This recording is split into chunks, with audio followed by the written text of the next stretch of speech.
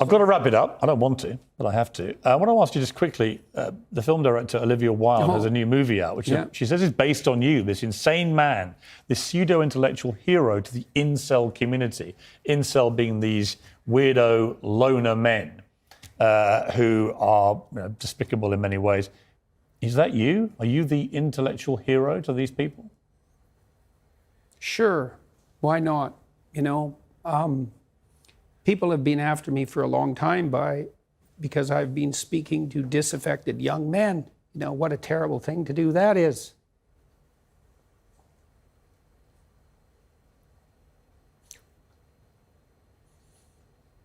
I thought the marginalized were supposed to have a voice. So Jordan Peterson cried and people celebrated it like it was VJ Day. One person said this: "The way Jordan Peterson cries about incels being misunderstood men who don't know how to make themselves attractive to women, then doesn't understand why people hate him. Jordan, babe, incels are murdering women because we say no to them." So it's clear that this person has like a lack of understanding of Jordan Peterson or why men gravitate towards him.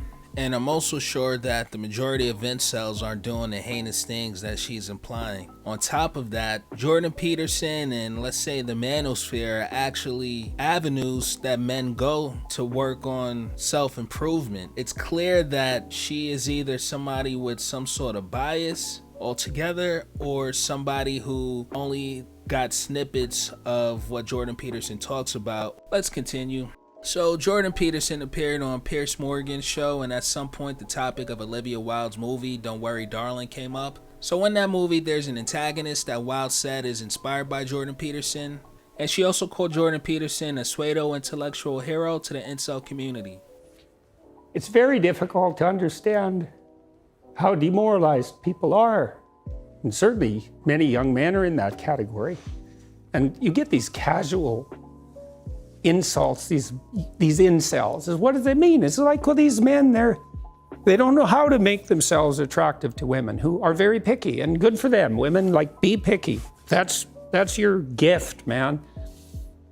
Demand high standards from your men. Fair enough. But all these men who are alienated, it's like they're lonesome and they don't know what to do, and everyone piles abuse on them. When she said that, Olivia Wilde, it stung you, didn't it? I saw the reaction. By reaction. that time, that as far as critiques go, that was kind of low level. I mean, once I got painted as Red Skull, magical super Nazi, that was kind of the end of the insults. There's no place past that. So when Olivia Wilde made those comments, the first thing I did was go look at the preview for her movie, which I quite liked. I thought I would go see that movie probably, and perhaps I will. It didn't really bother me. My family and I talked about it right away, and we were able to respond to it with some degree of humor, which then people completely misunderstood. I said I hope that, that if I had to be played by someone, I think Chris Wilde, he's a very good-looking man, and so that seems all right, And then I said something like, I hope he gets my fashion style choice right when he plays me, and it was a joke. All that was a joke. I mean, you've been so controlled today, and yet in that brief moment, you got very emotional. Why? It's really something to see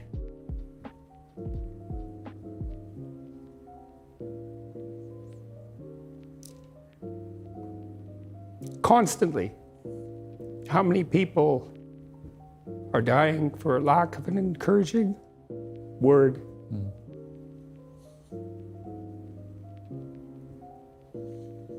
And how easy it is to provide that if you're careful. Give credit where credit is due. And to say,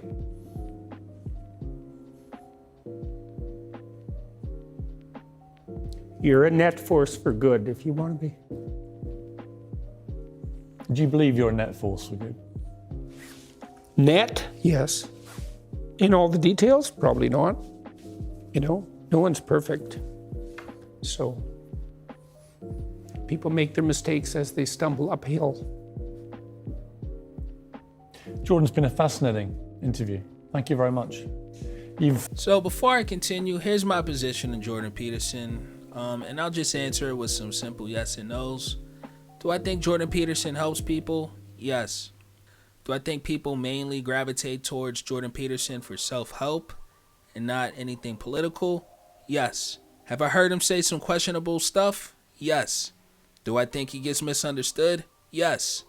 Do I think he's intentionally using racist dog whistles? No. Do I think racists try to twist his message for their own agenda? Yes. Are some of his affiliations questionable? Yes. So as I observe the different areas or sectors of political conversations, more and more it appears to me that the far left and the far right are two sides of the same coin. When I think of the question Piers Morgan asked Jordan Peterson about incels, I keep thinking, how exactly does the topic of incels get politicized? The term incel itself has been politicized and doesn't even mean what it's supposed to mean. And on top of that, those on the opposing side of Jordan Peterson are overlapping the actual meaning of incel and this new political one. To me, it just makes them dismissive to the actual issues that's affecting men. And I'm sure there are an extreme group of incels that are far right and radical, but they don't delegitimize the actual issues that men of various races, ages, and political affiliations say they're facing. And a lot of times what they're facing is the same. You know, there are too many men saying that they don't identify with these extremists. Even if people had an issue with Jordan Peterson on some of the things he speaks of, they could at least put that to the side and address the problem that is statistically backed up. This incel issue isn't some MAGA type of thing, and incels aren't just white males. I imagine that there are many on the left that are also going through similar issues, and in my opinion, this whole idea that you have men going to Jordan Peterson because they feel they're entitled to women is wrong. I think it's actually the opposite. I think you have a lot of men that are realizing they're having issues with women, and they're also having issues with other things in life that aren't coming easy to them. So that's why they're turning to Jordan Peterson or something like the manosphere. You know, it's pretty much the opposite of entitlement because both Peterson and the manosphere speak on accountability. And you know what? I find it hard to believe that these people don't realize this either. That's what makes it seem like, to me, it comes off like it's intentional to spread misinformation and misunderstanding of people because of whatever they feel like they're advocating for. And if that's not the case, then maybe they're so indoctrinated in their side's ideology that they're unable to see the point that the other side is making, man. You know, there's this whole idea that those who listen to Jordan Peterson are on the path of being radicalized. And I mean, I could see how it can happen, but I feel like a person who only listens to one particular thing has the potential of being radicalized or intolerant.